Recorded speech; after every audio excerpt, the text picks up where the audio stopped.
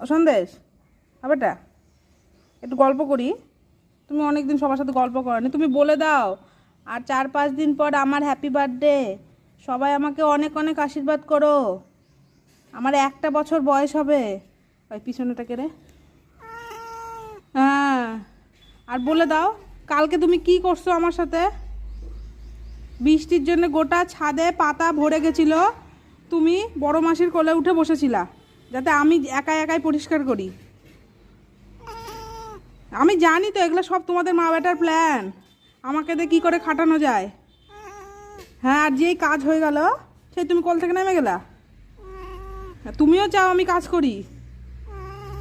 হ্যাঁ, আবার প্রতি কথায় হ্যাঁ।